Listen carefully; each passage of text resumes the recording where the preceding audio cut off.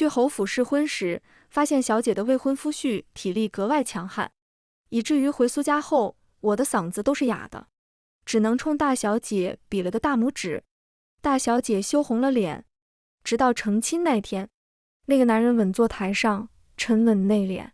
我机械地转头看向和小姐拜堂的男人，扑通一声跪倒在地，耳边传来克制的暗哑。新姿势。大家好，欢迎收看皮皮听书。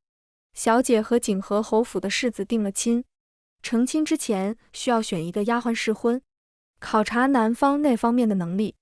我自告奋勇，无他，试婚可以得到200两银子，刚好够帮我那死鬼老爹还赌债。老爹的手指已经被剁了3根，剁一根手指涨10两利钱，再剁下去，我就是从小丫鬟熬到老嬷嬷，干一辈子也还不清。因此，苏夫人提出挑选试婚丫头时，我第一个举手，生怕别人和我抢。好在200两虽然对丫鬟来说诱惑很大，可隐患也大。小侯爷年轻英俊，奈何传言身子骨柔弱，万一是出个什么秘闻，一个弄不好会被秘密处理。在前和命中，春桃他们很有远见的选了命，只是我乘着小轿子离开时，他们还是忍不住咬着袖帕恨恨地望着我。到了侯府，老管家领着我绕过垂花门，沿着青石板路行至侯府东侧，便是世子居住的院落。门楣上躺着金漆题写的松堂。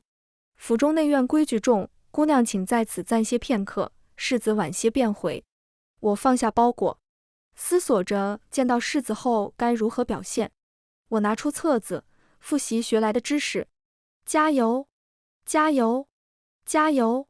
我一遍遍地给自己鼓劲。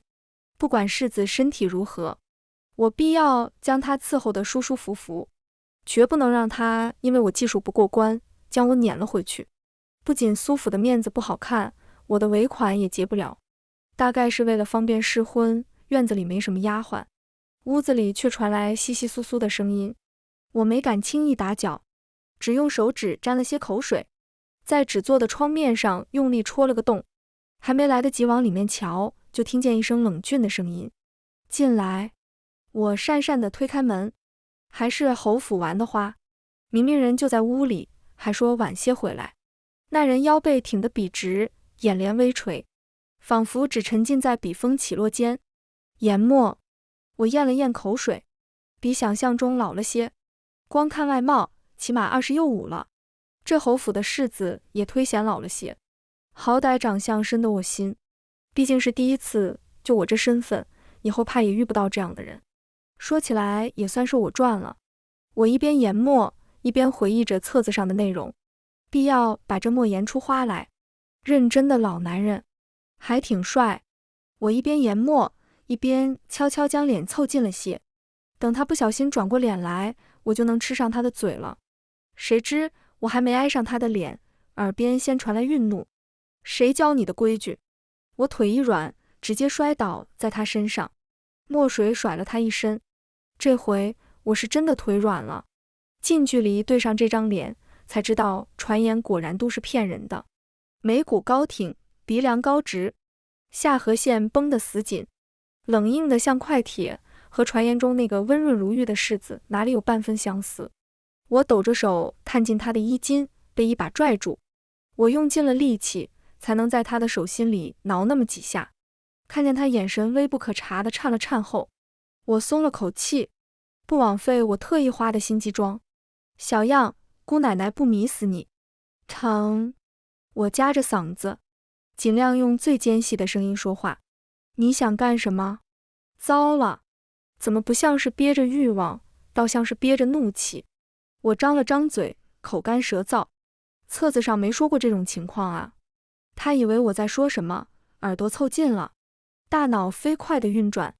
算了，不管3七21，亲了上去。我像个女流氓一般，扒着他的脸和嘴巴不放，到底没白干这许多年的体力活。很快，我整个人挂在了他身上。说传闻是假的，也不尽然。世子到底也是懂些怜香惜玉的，没舍得太用力推开我。尤其是房事正酣时，瞧着他那力道，能将我腰上的骨头捏碎。要是真舍得推开，我连他的床都上不了。一连5、6次后，纵然我是个很糙的姑娘，也实在耐不住了，扯着嗓子喊了声疼，谁知嗓子早叫哑了，只发出了一声绵长的耳边传来一声低哑的闷哼，冷峻的眉眼染上猩红，呼吸烫在颈窝。再说一次，让我用力些。我哪敢让他再用力些，再用力些，我可就真的死了。昏死过去的时候，脑海里只有一个想法，小姐那娇弱的体格子，不知道受得住受不住。迷迷糊糊中，我被放进热水里，温柔的清洗过后，有人帮我穿上了衣服，又在我唇上印下一个温柔绵长的吻才作罢。和方才在床上发狠的模样比，简直是冰火2重天，以至于醒来后，我一度以为自己在做梦。一众丫鬟鱼贯而入，为首的丫头端了碗汤药给我。姑娘，这是专门为您准备的。我给了小姑娘一个我都懂的眼神，端起碗一口干了。不就是防止怀孕的汤药吗？来侯府前，嬷嬷教过我。别说，还挺好喝。我甚至忍不住要了第2碗。起身后才发现，已经过了第2日晌午，腿有些发软。丫鬟抬了摇椅在院子里，我可不能做那娇弱的美人，被这虚假的富贵迷了眼，缓缓地做起了运动。世子呢？丫鬟们互相看了看，犹犹豫豫。我又懂了，我一个适婚丫鬟，有什么资格来探听主家的去处？摆了摆手，同是做丫鬟的，别叫人家为难。丫鬟说，侯爷晚上回来陪我用饭。我眯着眼不敢相信，这世子也太大胆了些。老侯爷还没死呢，就让院子里的丫鬟称呼他做侯爷了。这要是被老侯爷听见了，不得气死。再说了，我就是个适婚丫鬟，陪我用什么饭？分明就是色中恶鬼。昨天晚上没尽兴，天还没黑呢，就巴巴的来了。我咂巴了下嘴，其实我也得了些乐趣，只是后面他跟个打桩机似的，我实在是受不住。傍晚，我在院子里守着，一个年轻公子跟在世子后面，我伸着脑袋，怎么看怎么顺眼。瞧瞧人家，眉目温柔，这样的男子和小姐更配才是。想什么呢？要是换成他，一定不会那么疼。下意识把心里话说了出来，一抬头，发现世子正站在我面前，脸色黑得能滴水。不是你让我多疼疼你吗？那声音，那语气，怎么听怎么咬牙切齿。我讪笑着拉开一段距离，这也未免太疼了些。世子瞥了我一眼，可用膳了，等您一起。他轻笑了声，好像对我的答案很满意。我摸了摸鼻子，您没来，这丫鬟也没上菜啊。我倒是想吃，吃得着吗？我软手软脚的跟着，眼观鼻，鼻观心，千万可不能再犯事，惹人家不快了。可就剩下2天了，突然脚下一空，整个人被一股不容抗拒的力量圈进怀里，高大的身影大步前行。慌忙抬头，视线撞进他利落的下颌线，依旧紧绷。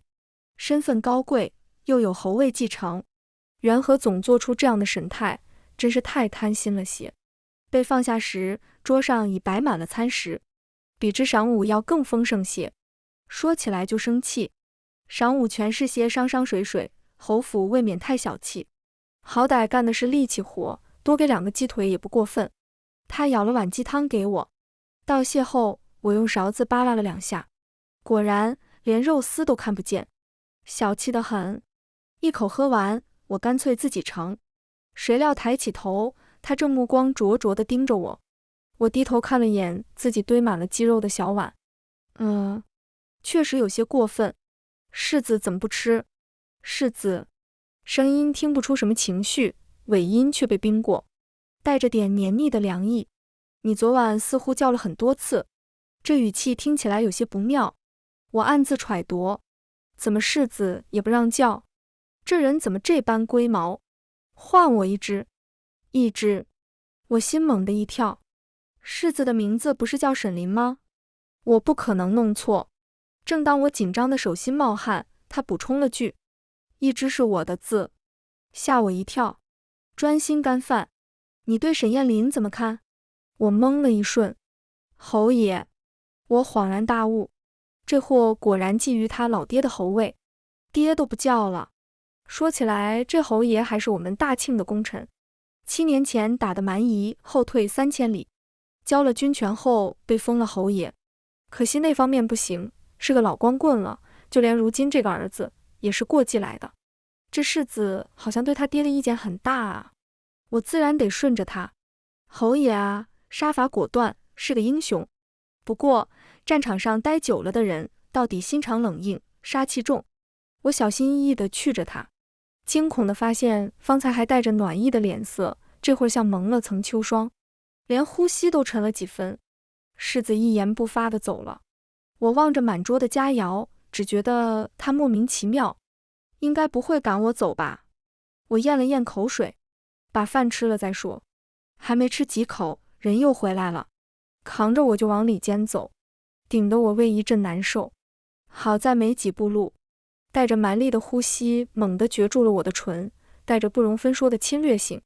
妈了，世子的精力太过旺盛了些，被接回孙家时，只感觉浑身都散了架。夫人和小姐着急地围了过来。怎么样？嗓子实在哑得厉害。我竖起了大拇指。尽管世子是侯爷过继的，夫人还是担心他会跟侯爷一样，那方面不行，实在是多虑了。拿了赏银，我高高兴兴地回了家，怀里揣着老爹最爱喝的蜀酒，想告诉他这笔账马上就能还清，剩下的都是好日子。还没来得及开口，视线猛地撞进灶屋门口，老爹的手被压在案板上，鼻青脸肿，血顺着案板往下流。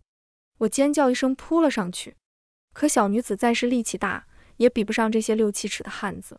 张老二，咱们上回说的明明白白，7日后上门拿钱，1分不少。今儿才第6天，你们凭什么剁我爹手指？屁！张老二手里的刀往石板上一磕，老子是债主，债主就是天。1天没还钱，你爹就是我砧板上的肉，甭说我剁他1根手指，我就是把他剁成肉馅，天王老子来了都管不着。放屁！我气得声音发颤。说好了7日内还清便罢，你们公然上门行凶，还有没有王法？一群人嗤笑。得了，这些话不知道念叨了多少次了。欠债还钱，天经地义。既然今儿来了，把钱还了吧，省得再来第2趟，还得多1根。胸口又沉又闷，那股气被憋在喉咙口，只能生生地咽下去。我知道他说的对，这个世道，王法管不了我们这些小老百姓的事。我把钱扔了过去，200两，1分不少，拿着钱滚蛋。张老二看了眼银票，却没走，嘴角淌出抹油腻的笑。确实不少。他眯着眼盯着我瞧，声音像黏腻的毒蛇吐着信子。这几日兄弟们没少跑，耗了不少力气。他舔了舔嘴唇。我瞧你模样周正，不如陪兄弟几个喝2杯，全当跑腿费了。厚颜无耻！老爹用不健全的双手抢起地上的菜刀，胡乱挥舞着扑了上来，挡在我面前。滚！都给我滚！你们要是敢动我闺女1根手指头，我就跟你们拼命。那凶狠的模样，就连张老二都停了笑。老东西，别敬酒不吃吃罚酒，老子看上你闺女是你的福气。他只歪了下脑袋，后面的人就冲上来，轻松躲过了我爹的刀，把人按着跪倒在了地上，刀被架在了他的脖子上。搁我这儿装什么贞洁烈妇，瞧那骚气都要从衣领子里冒出来了。老爹脖子上青筋暴起，拼尽全力扯开嗓子让我逃。敢动一步，我现在就给你爹脖子放血。我看着老爹淌血的额头，看着他脖子上被压出的血痕，还拼命朝我摇头，心想这老东西还真能活，明明自己过得那么苦，还偏要我活出个人样来。他能活，我便不能让他死了，否则我就是个忘恩负义的畜生。放开我老爹，我跟你进屋。我不恨老爹赌钱，6岁那年我从花楼里逃了出来，是他收留了我。他那时家里做着小本买卖，虽不是大富大贵，到底比寻常人家好些。听说我娘在花楼里困着，为了帮我，去花楼里面讨人。我娘那会儿一天要接不少客，那些人怎么肯放人，便要跟他赌。起初是100两，然后是一间铺子，最后连宅子都投了进去。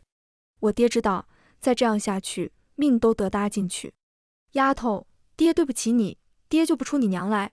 真是个傻子，明明是我这个扫把星坑了他。3年前，我娘归了西，爹想全了我的念想，求上花楼的门，想把我娘带出来埋了。他们哪肯放人，蚊子进了那地方，都要被啃下口肉来。花银子不给人，只肯赌。我爹咬了咬牙，把家底子全赔了，还输了好几根手指和一堆债务。我恨他，恨他怎么就不能多为自己想想。我进了苏家当丫鬟，每个月的俸银只够当利息。苏家提出200两银子做试婚丫头时，我第一个举手，别说试婚，就是试药，我都愿意。老爹红着眼，骂我傻，让我跑，梗着脖子往刀口上撞。我的心提上了嗓子眼，好似自己要跟着死了。好在有惊无险，他被一脚踢翻在地。兄弟们，把这老家伙看好了，爷爷我爽完之前，千万别叫人死了。木门吱呀一声，我被拽了进去，所有的光被捂得死死的，一点也透不进来。木门轰然倒塌，身上骤然一青，压着我的人被猛地甩飞了出去，光透着缝隙，一点点照了进来。哪里来的野小子，敢坏爷爷的好事，不想活了。张老二捂着胸口，不忘放狠话。柿子再一脚，地上多出几口血来。杀人了！张老二胸口噗噗起伏，死不了，估计也活不成。他那些手下被紧随其后的侯府侍卫押送去了官府。我和老爹对他千恩万谢，感激他救了我们父女2人。柿子提出把我和我爹接去侯府，吓了我一跳，连忙拒绝。你不想跟我走？柿子眸子暗了暗。试婚已经结束，其实我有些不明白他为什么在这里。柿子就要成婚，这样于您名声不好，于苏家小姐名声也不好。试婚时说好了，结束后苏家放我离开，再不许和侯府柿子有任何瓜葛。苏家主子人不错，没将我这个试婚丫头胡乱卖了，反倒是给了身契。我一辈子感激他们。低沉的眉眼里漫过万种情绪，看得我有些心惊。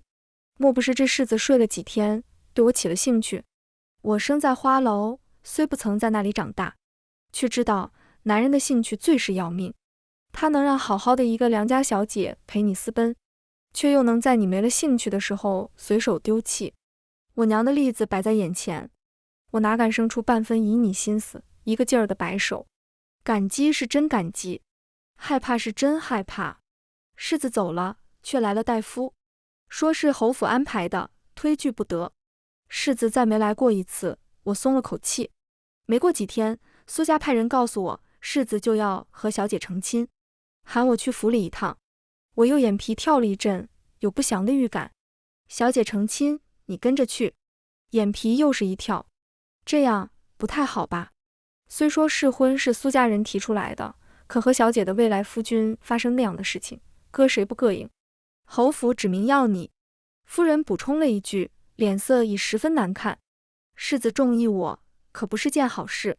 我扑通一声跪倒在地。夫人小姐，奴婢不愿。砰砰砰，对着他们磕头。夫人的脸色总算好了很多。你有这份心就够了。为了成亲那天不出岔子，夫人还是让我送小姐出嫁。等小姐入了洞房，就让人将我接回来。到时候给我一笔银子，送我和老爹出城。老爹身上的伤已恢复不少，安顿好他后，我去了苏家。夫人身边的嬷嬷交代了我到时候如何离开侯府，直到小姐上了迎亲的轿子，才肯放我出来。临行前还反复念叨，让我千万别出乱子。我跟在小姐的轿子旁，满脑子都是高头大马上的那个男人，怎么几天不见，看起来这么单薄，五官的轮廓也似有变化。等那人一回头，只感觉五雷轰顶。这哪里是那个世子？莫不是世子让别人来帮忙迎亲？大户人家也不是没有这样的例子。这样一想，又把心揣回了肚子里。只是又想到了旁的事，这世道，男人和女人的待遇真是不公平。明明世子和小姐都出生在大户人家，可这世子都要成亲了，还惦记着别的人。这要是放在女子身上，被世人知道，不知道能被骂成什么样子。换成男子，世人却只会说一句风流多情。这么一想，心里生出了些厌烦。婚礼着实热闹，可心里的不安也逐渐扩大。怎么那替世子结亲的男人竟拿着红绸子要和小姐拜堂？有人从后面走了进来，稳稳地坐上了高堂。我只觉大脑一阵空白，双腿一软，扑通一声跪倒在地。显然，迎亲的这个男人才是世子。那台上的男人又是谁？是世子。我结结巴巴看着弯腰的高大人影，只觉得头皮发麻。一个人怎么能捅这么大的篓子？试婚睡了新郎他爹。男人沉着脸不说话，只一味盯着我看。我咽了口唾沫，半晌，突然心有灵犀，唤了声一只。他嘴角没笑，可紧抿的弧度缓和了，伸手就要抱我起来。我连忙躲开，奈何先前腿被吓软，踉跄几下，差点又栽倒，被他抱了个满怀。周围的目光全看向这边，就连小姐也偷偷挑了点红盖头往这边看。完了，他将我抱到了上手，按着我坐了下去。完了，让小姐和世子拜我。这老小子没想让我活啊？怕什么？尾音微微上扬，眼皮都没抬一下。我挂着一张苦瓜脸，轻声求饶：爷，您饶了我，我再不敢了。我一个丫鬟，世子和小姐的头要是真磕了下去，只怕我见不到明天的太阳。他凑近，灼热的气息喷洒在耳廓。或者你想坐在我腿上？他成功威胁到我了。我老老实实的坐着，听着周围的议论声，心里疯狂尖叫，身体却不敢动一下，琢磨待会儿找个机会赶紧逃。别说在这边讨不了好，等苏家明天知道我试婚是错了人。姑爷那方面没问题还好，要是出了问题，恐怕我要吃不了兜着走。可哪怕是面对别人的敬酒，沈燕林也不紧不慢地捏着我的手把玩，压根找不到机会离开。喝了几杯酒，沈燕林交代世子和管家招待好客人，领着我往内院走。到了没人的地方，我连忙挣扎：爷，求您了，放了我吧。怕我？低沉的声音让我浑身的汗毛都竖了起来。姑奶奶从前可不是这样的人。嗤笑声从鼻尖溢出，听得我满头雾水。莫不是从前被我得罪过？入苏家前，日子过得艰难。我从小就学着那市井泼皮无赖的做派，路过狗食盆都要占上些便宜。我抬头仔细打量起对面的男人，我这样的小人物也就敢欺软怕硬，哪里敢得罪这些富贵人家的小孩？要知道，穷人的命在他们眼里什么也不是，而我惜命得很。想不起来，我舔着笑脸，希望他也能将那莫须有的事情忘了。既然想不起来，就待在侯府。什么时候想清楚了，什么时候出去。他猛地转身，声音里压着股说不出的闷意。我顿时急了，不行，我老爹还等着我呢。那就让他等着。进了屋，两个人大眼瞪小眼地望着，等了约半个时辰，人也不走，好像我脸上开了朵花。有什么好看的？再不逃出去，可就过了接应的时间了。我心下一狠，扑过去对着他一顿乱啃。这老男人明显抵挡不住我的攻势，等他放松警惕时，敲他后颈处的穴位，保准让他晕死过去，趁机带着老爹远走高飞。我敲，我在敲，看着他缓缓抬起的脑袋，我僵在了原地，喉咙发紧，下意识地往后缩了缩，咕咚一声咽了口唾沫。那个，我怕你脖子酸，帮你揉揉，你信吗？眼神显然是不信的。正当我等着他发飙之际，他推开身上的我，翻身趴在床上。愣着干什么？按吧。哦，脑子里转了7、8个弯，也没理出个头绪。他微微侧过身，眼尾扫过来，似是在催促。我只好认命地爬上去，对着他的脖颈肩背一通揉。别说，还挺硬。您这里硬得很，要是不经常按摩疏通，可是会气血瘀滞的。按过。声音暗哑。那是，您别瞧我是个姑娘，手劲可大着呢，保准给您按得舒舒服服。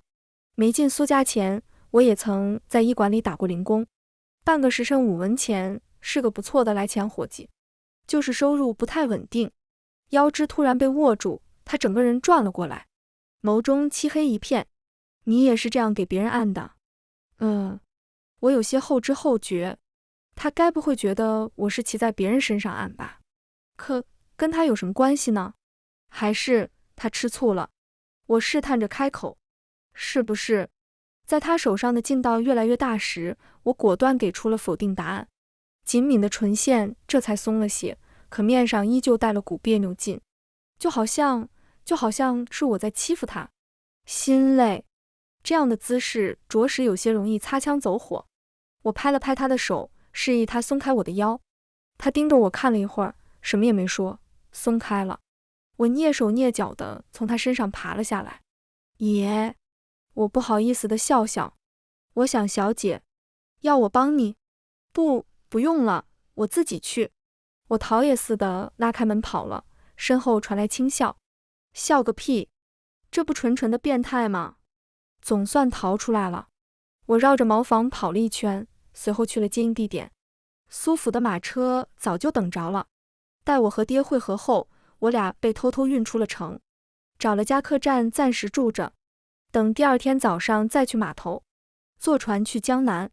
一夜无事，心砰砰乱跳，直到终于上了船，才总算安心。爹抱着一堆包袱，脸色不是很好看，大约是晕船。我去找人要了片生姜，让他含着，拉过他的手，帮他按了会万中穴。丫头，是爹没用。老爹垂头丧气。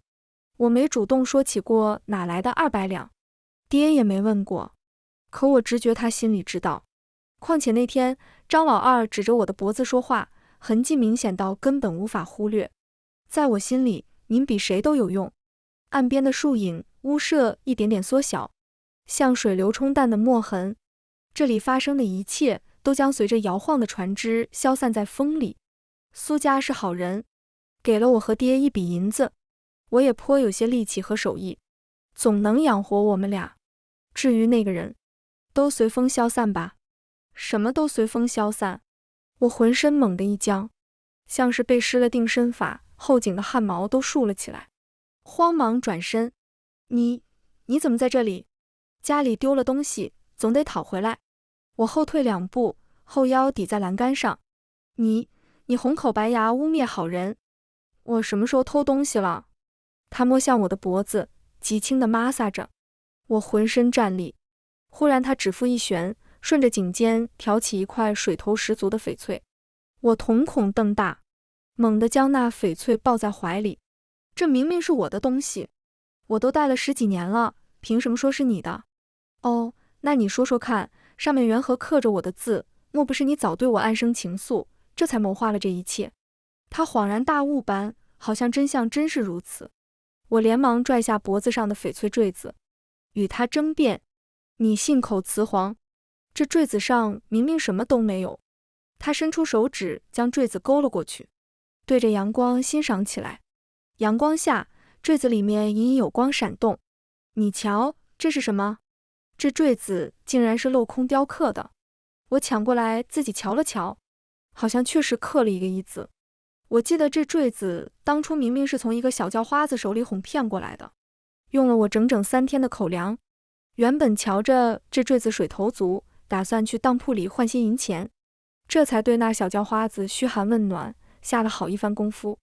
等那小叫花子去参军，前脚走了，我还没走进当铺，后脚城墙上便贴满了那小叫花子的画像，说是这一家子犯了大罪。我哪敢让别人知晓我和他有牵扯，多一事不如少一事。回家后把坠子藏得紧紧的，这几年才敢拿出来戴，也不敢露出来。原本还想着再过几年就给卖了，没想到这小乞丐回来了，还变成了个煞星。当年我怎么哄他来着？好像是说他一个小乞丐带着这么个宝贝不安全，帮他收着，等他功成名就再还给他。也不知道这煞星是什么时候发现的。幸好这东西还没被自己卖掉，还能补救。我换上讨好的笑，这可真是巧了，我要知道是你回来了，早还给你了。瞧瞧，我给你保存的好好的，一点磕碰都没有。我小心翼翼地递了回去，心头有些舍不得。我也算在大户人家待过，见过些世面，这坠子少说也能当上个几十两。眼巴巴地看着他从我手上接过坠子，看了一眼，轻笑了声，复又重新挂上了我的脖颈。给你便给你了，当初便是为了换口吃食，若是没有他，他早死了。我有些不敢置信地捏着坠子，真的给我了。男人向来没什么表情的脸，此刻竟阴开了暖意。那你又说丢了东西？我再次警惕了起来。他凑近我的耳朵，怎么，睡了我就想跑？不跑干什么？等着被收尸吗？我讪笑着，左右你也不吃亏的。他突然伸手理了理我被风吹乱的头发，指尖带着些粗粝，眼中没什么波澜，整个人贴了过来。谁说我不吃亏？我沈家家训，弱水三千，只可取一瓢。我为妻子守节多年。他眼神直勾勾地望着我，心下一慌，那能怎么办？事已至此，你当初若是不愿，我还能强迫你不成？心中无端生出一股闷气。渣男，说得冠冕堂皇，当初难道不知我是要同他儿子试婚，自己截了胡，占了便宜？如今真相大白，偏把责任全推给我。当初是官家带我进了那院子，怪不得我。我有些红了眼眶，凭什么污蔑我？可是你勾引了我。听着他的话，我气不打一处来。我只是亲了你，谁叫你把持不住？你要为你妻子守节，为什么不说清楚？早知道你不是世子，我眼都不往你身上错一下。如今我又何必东躲西藏，离开京城？他起初还梗着脖子听，眉峰越皱越紧，眼底也翻涌出火星子，仿佛下一秒就要爆发。忽地，他如泄了气一般，抬手擦了擦我的眼。是我混，胡说的，哭什么？我别过脸，觉得有些丢人，还从没在外人面前这么哭过，也不知道今天怎么了，肯定是被这个无赖的老男人气狠了。他攥住了我的手，往他胸口上放。你要是气不过，就打我一顿，别气坏了自己。随后又补充了极轻的一句，我心疼。听清楚他说了什么，我诧异地转过头盯着他，却瞧见他小麦色的脸上泛着可疑的红，尤其是那对耳垂。我并未成亲，坠子是我娘当年留下来的，我只是想哄你嫁给我。我是个粗人，不知道怎么开口，办了蠢事，惹你不快，是我的错。他叹了口气，年幼时我也曾有名师教导，只可惜遭逢大难，后来入了军营，早将那些诗书礼仪抛到了九霄云外，不晓得怎么同心爱的姑娘表达心意。你莫怪。我捂着嘴巴，心脏跳得极快。乖乖，还从没人同我说过这些话，脸颊热得厉害。我逃也似的回了船舱，一路上再没同他说过话。他倒是殷勤了起来，一会儿送水果，一会儿送饭食。老爹认出了他是当初帮我们的那人，感激不已，愉快地和他攀谈起来。说不心动是假的，长这么大还是第一次有人心悦于我，何况他也不是那种娇滴滴的书生。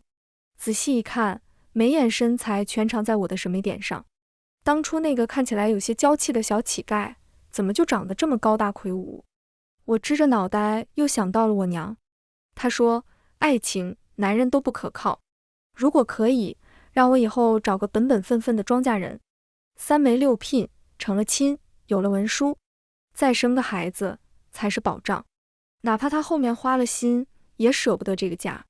我又偷偷瞧了他一眼，他是个侯爷，以前还是个威风凛凛的大将军，怎么可能会同我这样的丫头成亲？大骗子！心里又升起一股无名火，简直一句话都不想同他说。下了船，沈燕玲主动帮忙拿了包袱，老爹连连道谢。这人生地不熟的，我正愁的不知道怎么找房子。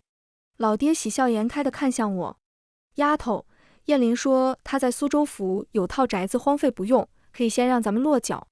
老爹这人心眼子少，人家一句一见如故就被哄得找不到北了。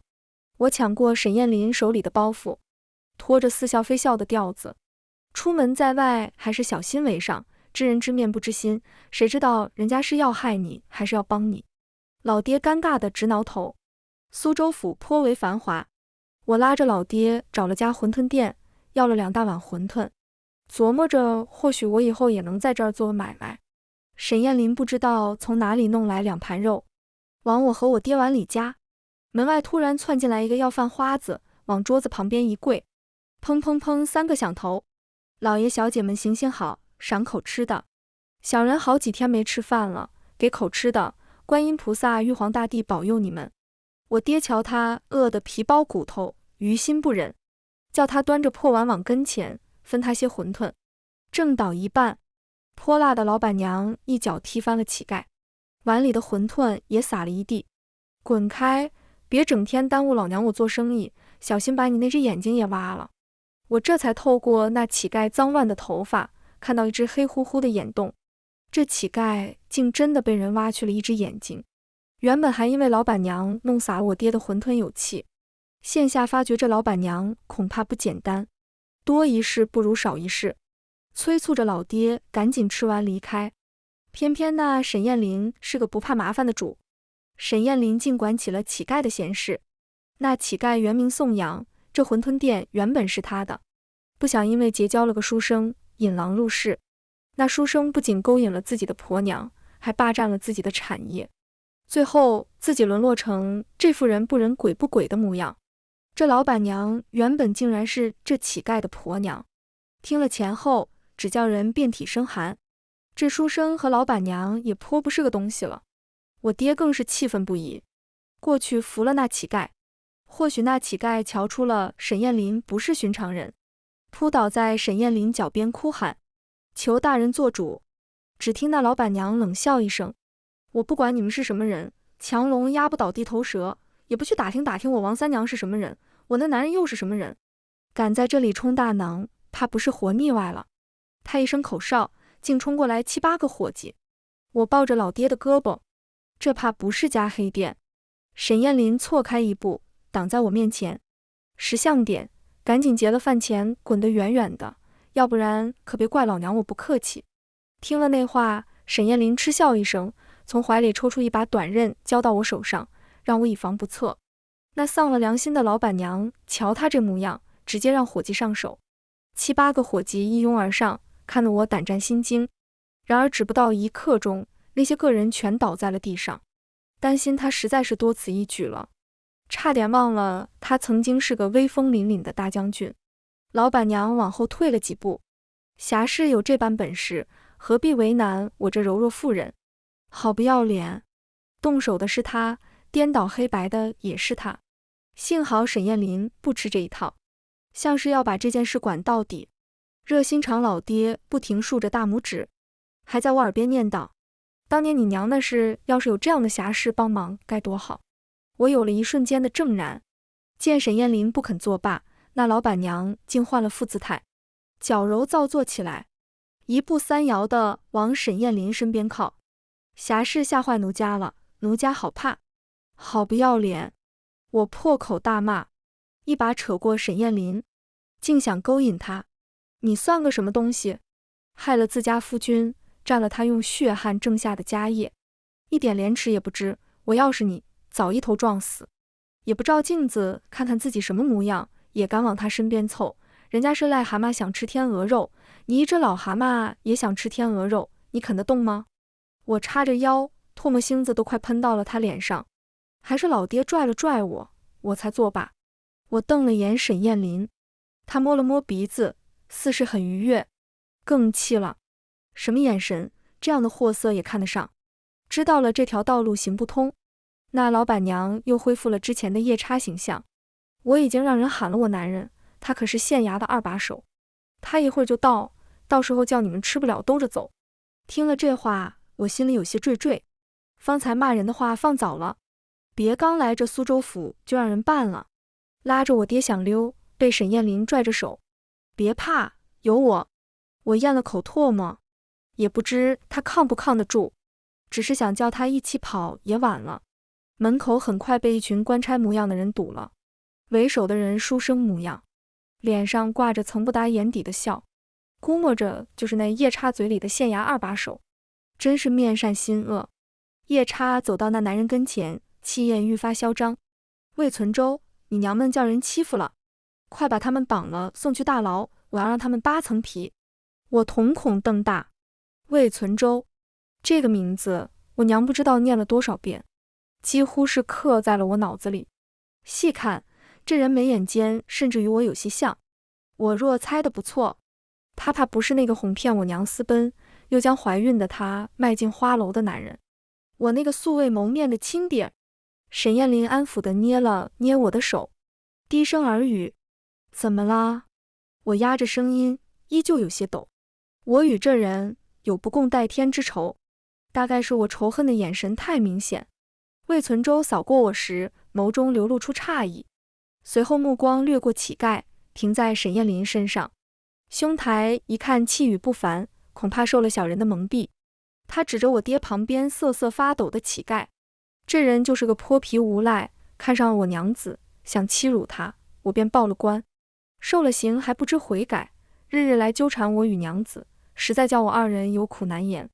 这人脸上挂着和煦的笑，说起话来情真意切，这样说起谎言面不改色的本事，难怪我娘亲会被蒙蔽，也难怪这乞丐被他害得家破人亡。魏存周还在滔滔不绝，大有一副如果文的不行，那就来点武的。官差们上前，魏存周摸着拇指上的玉扳指，兄台不妨认真考虑。我有些紧张，不知道沈燕林是不是这些人的对手。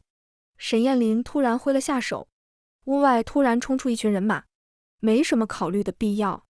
我简直对沈燕林佩服得五体投地，这人竟然不声不响带了这么多手下来江南，真是好啊。魏存周和夜叉被抓起来时，嚷嚷着上头有人，要让我们付出代价。